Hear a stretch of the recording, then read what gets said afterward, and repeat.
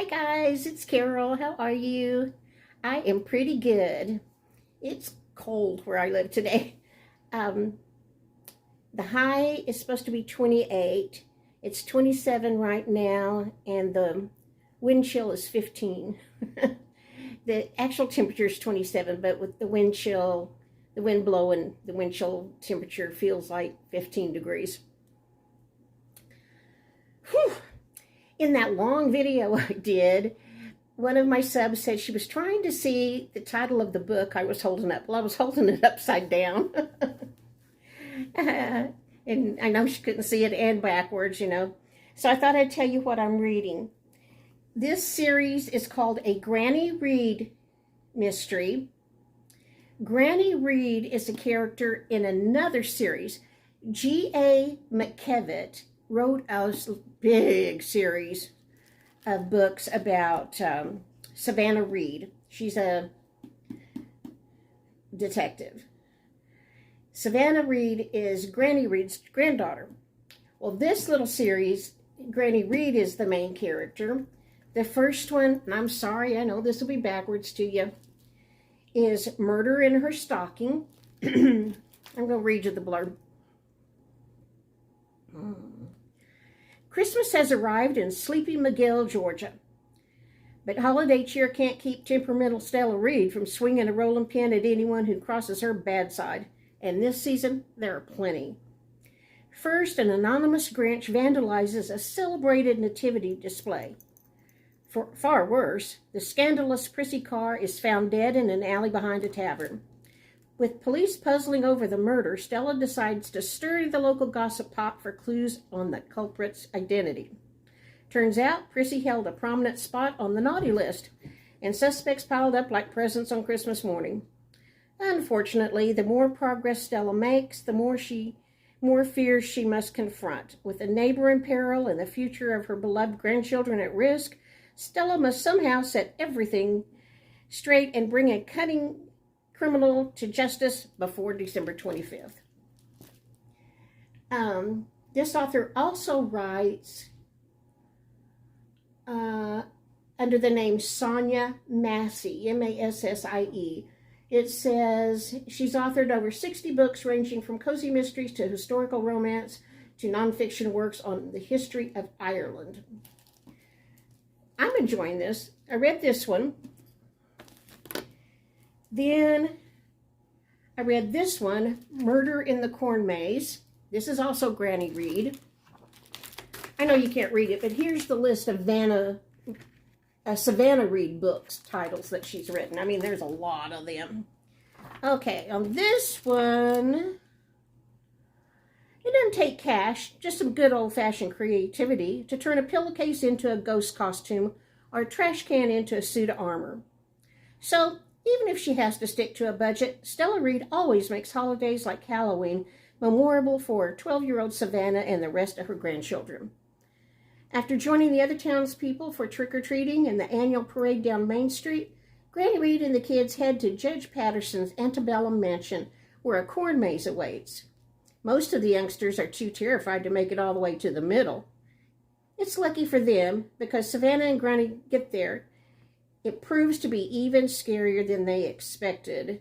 Half buried in mud at the center of the maze lies a human skull.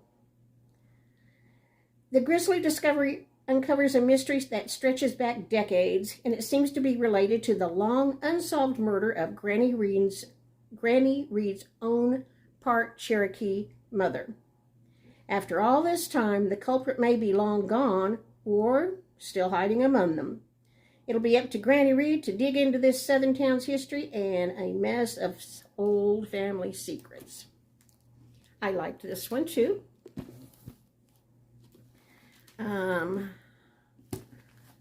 This one I will start tonight. It's called Murder at Mabel's Motel. As quirky as McGill's residents can be, they usually welcome society's oddballs and outcasts into the community with open arms.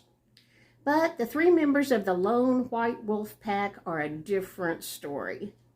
Townsfolk aren't feeling the best bit neighborly toward the ignorant gang. gang, widely believed to have orchestrated several hate crimes in the area.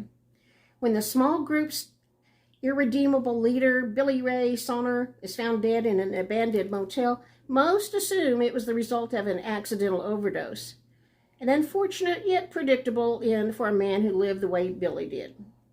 Only Stella and the sheriff have witnessed the crime scene in person, and the smell of cyanide means something more disturbing happened in that ramshackle room. Something like homicide. While Stella wades through a flood of suspects, uncovered secrets linked both to Billy's closest allies and respected locals to the incident. One thing's certain, this wasn't an impulse act of revenge. There's a sophisticated killer on the loose, and Stella must expose deep-rooted fears and dark past if she wants to crack a carefully planned murder and stop Miguel from descending into the chaos. Granny Reed is a widow. The sheriff was someone she went to school with and thought a lot of when they were in school. The sheriff really thought a lot of her, but they married other people, and now they're both widows and widowers. So, there's that. That's why she's helping him. Okay, then I have some Christmas books. You know I love to read Christmas books. The Christmas Bookshop by Jenny Colgan. I can hardly see this, sorry. I've got to get my glasses ordered. My hair is poking up funny. Laid off from her department store job, Carmen has perilously little cash and few options. The prospect of spending Christmas with her perfect sister Sophia, in Sophia's perfect house, with her perfect children, and her perfectly ordered yuppie life, does not appeal. Frankly, Sophia doesn't exactly want her prickly sister there either. But she has yet another baby on the way, a mother who's desperate to see her daughters get along, and a client who needs help revitalizing his shabby old bookshop. So Carmen moves in and takes the job. Thrown rather suddenly into the inner workings of Mr. McCready's ancient bookshop on the picturesque streets of historical Edinburgh, Carmen is intrigued despite herself. The store's dusty and disorganized, but undeniably charming.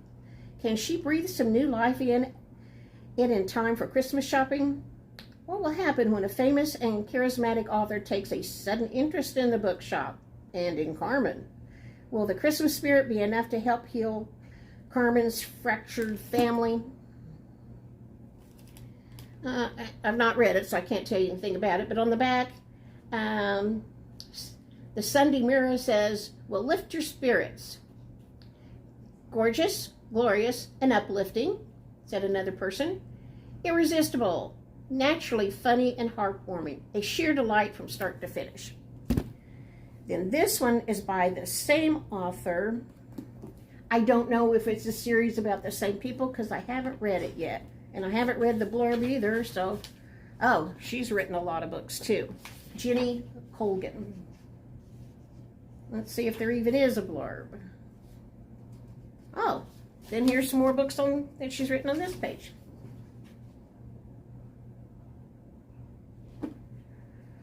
Okay. In her cottage in the Derbyshire Hills, Rosie Hopkins has a good reason to feel a warm blush in her cheeks. Her boyfriend, Stephen, is starting his new job as a teacher in the village school.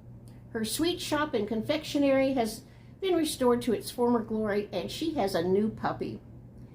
Most joyous of all, Rosie's and Stephen's relatives will be gathering together for what is sure to be a merry feast. But when a devastating tragedy strikes the close-knit town, plans for a cozy Christmas are in danger of melting away. It's going to take Rosie's indomitable spirit and the embrace of family and friends and the goodwill of the community to turn it all around. Soulful, uplifting, and complete with recipes for delicious wintry treats, Christmas at Rosie Hopkins' Sweet Shop is a perfect gift for readers. It reminds me of a question one of you had. Okay, and then this one, I don't know anything about this. Casey got this book. It's by Lorna Landvik, author of Patty Jane's House of Curl. The title of this one is Angry Housewives Eating Bonbons. I don't know a thing about it. Let's see if I can find a blurb to read to you. Oh, the print's tiny. I've got to get my glasses ordered. I've got to do it before the 20th because that's when the 30% sale goes off. Okay, this print's so tiny I'm going to have to take my glasses off. From her sensational sleeper hit, Patty Jane's House of Cards, to her I'll start over.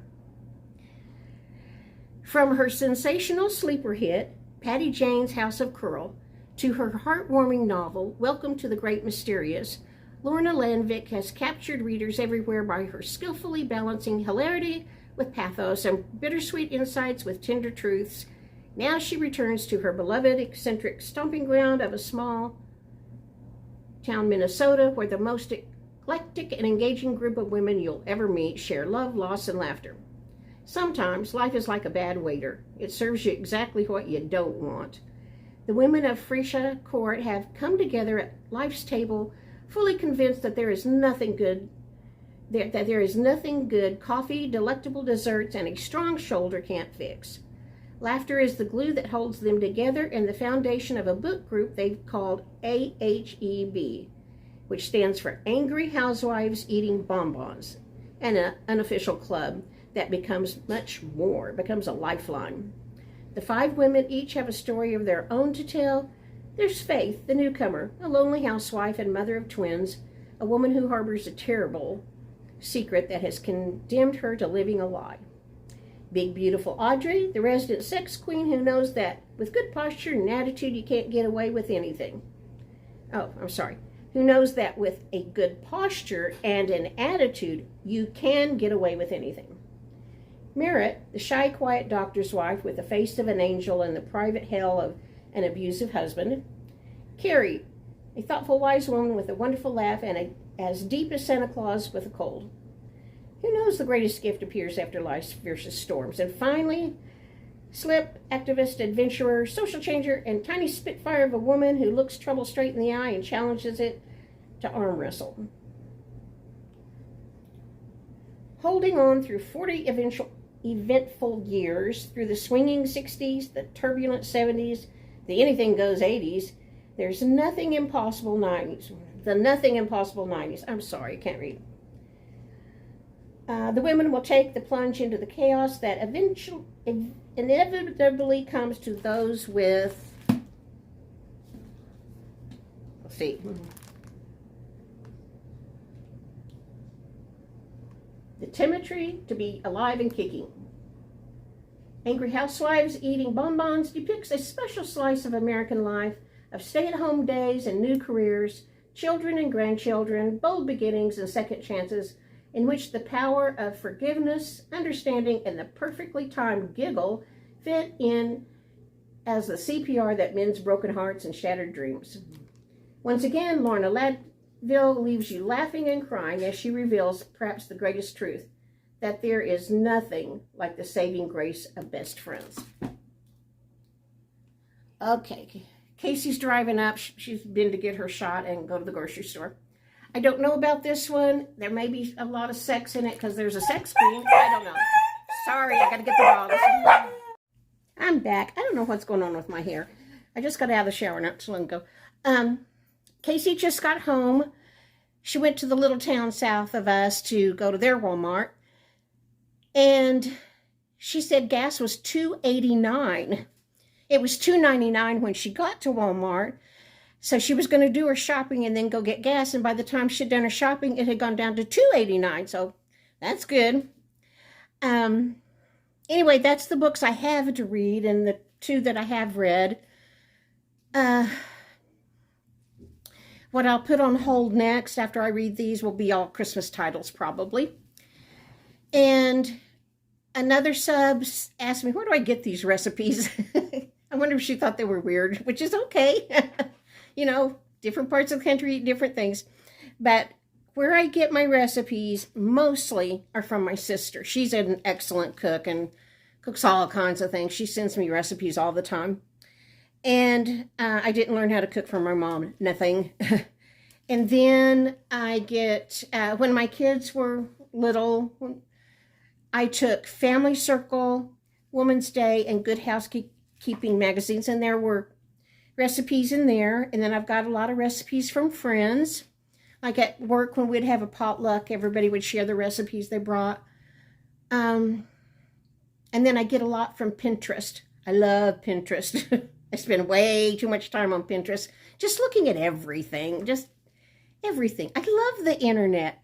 You know, I am never bored as long as I've got my cell phone that can get me on the internet. I can learn about all kinds of things. I just love to learn. In fact, I've learned some things about Pyrex, Corningware, and Tupperware that I'm going to make a video on. I bet you all have these things in your home, and I have the history of some of them and a couple of things that I think are going to really surprise you. So I'll make those videos this weekend. But anyway, that's where I get my recipes. What other questions were there? I don't know. Y'all send me questions. That helps me come up with a video idea. I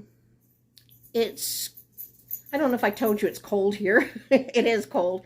The high's 28. Right now it's 27 and the wind chill's 15. That's pretty chilly. And when I'm cold, it always makes me think about this customer that called me when I worked at the electric company's call center. For a couple of years, I worked at the library full time.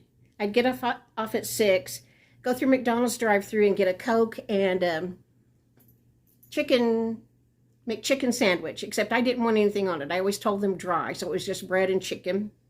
And if I was feeling really flush with money, I'd get French fries. And I'd eat that in the car on the way to my next job at the electric company. And there I would work from 7 to midnight. And I took calls where people made their, paid their bill, you know, transferred service, let us know about outages, did payment arrangements if they couldn't pay their bill, you know, just all those kind of things that you do at a call center. There's a fly in here. And most of my calls, I'm in the Texas Panhandle, most of my calls were from the north, Wyoming and North Dakota and Minnesota,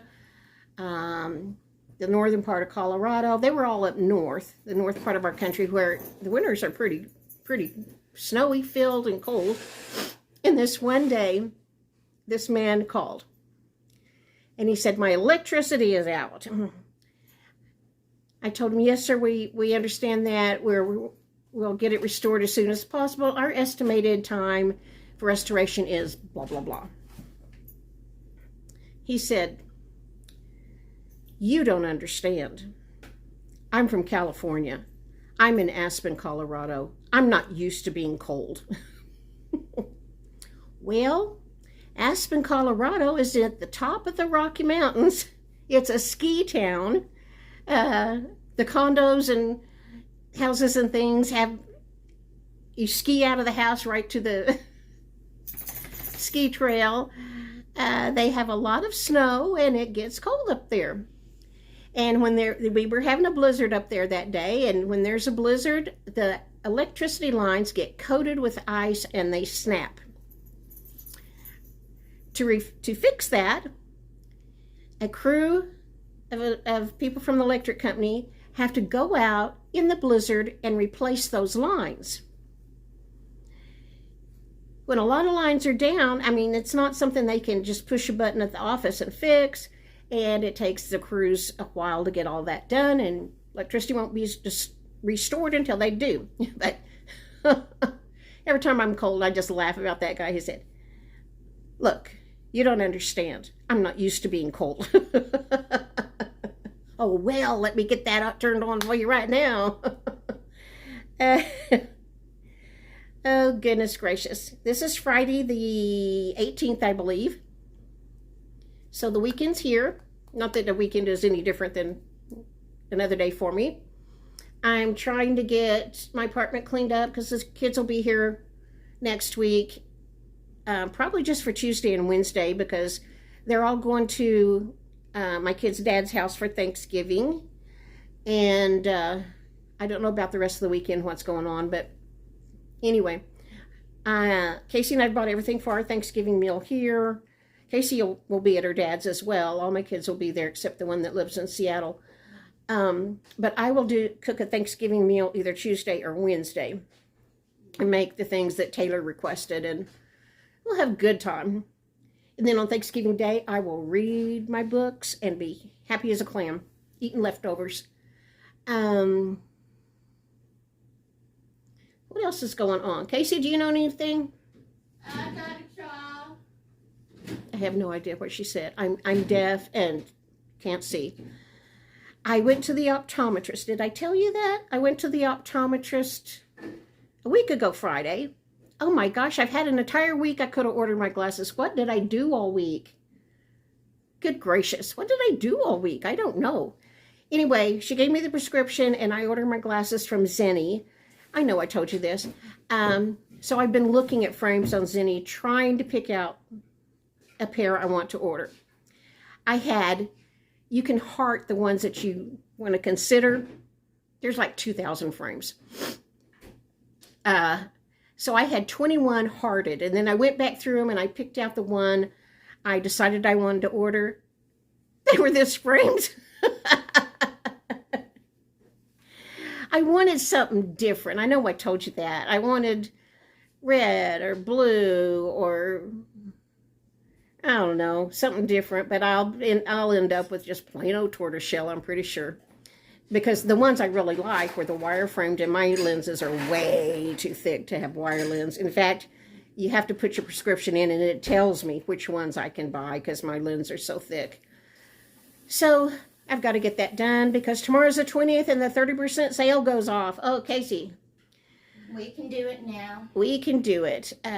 Casey had been to Walmart to get some groceries and things. She's put a pizza in the oven for our lunch. And so we're going to have lunch now. I can't think of the other question somebody asked me, but if you ever have a question, please send it to me. I love to get questions. All right, guys. Hope you have a wonderful weekend. Stay warm if it's cold where you are. And I will talk to you in the next video. Maybe about Pyrex or Tupperware or Corelle. Corelle, that's what it was. I love Corelle dishes. I have something that I think will surprise you. Gotta go. Bye-bye. Leave me a comment and let me know what's going on in your world. Sorry, can't talk. Bye-bye.